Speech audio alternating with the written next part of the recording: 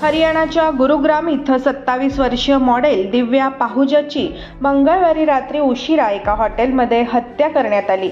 दिव्या पाहुजा ही gangster Sandeep गाडोलीची girlfriend होती। दिव्याच्या मर्डरची कहाणी पूर्णपणे फिल्मी आहे। हत्येच्या आरोपात पोलिसांनी ज्यांना अटक केली त्यांच्या चौकशीत अनेक मोठे खुलासे झाले आहेत। पोलिसांनी दिव्याच्या हत्येतील आरोपी अभिजित सिंग, ओम प्रकाश आणि हॉटेलमध्ये काम करणारा हेमराजला अटक केली आहे। ओम प्रकाश आणि हेमराजनं दिव्याच्या मृतदेहाची विल्हेवाट लावण्यासाठी मदत केली असा आरोप आहे।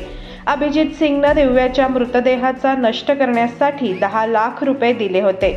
यानंतर इतर दोन्ही आरोपींनी दिव्याचा मृतदेह अभिजितच्या निळ्या रंगाची BMW कारमधून घेऊन फरार झाले। ही सर्व घटना CCTVमध्ये कैद झाली। पोलिसांनी जेव्हा आरोपींची चौकशी केली तेव्हा यातील मुख्य आरोपी अभिजित सिंगने सांगितले की मी हॉटेल सिटी पॉइंटचा मालक आहे। हे हॉटेल मी भाड्याने घेतले आहे। या हॉटेलमध्ये दिव्या पाहुजाची गोळी मारून हत्या केली। माझे काही अश्लील फोटो दिव्याकडे होते। या फोटोंवरून ती मला सातत्याने ब्लॅकमेल करत होती।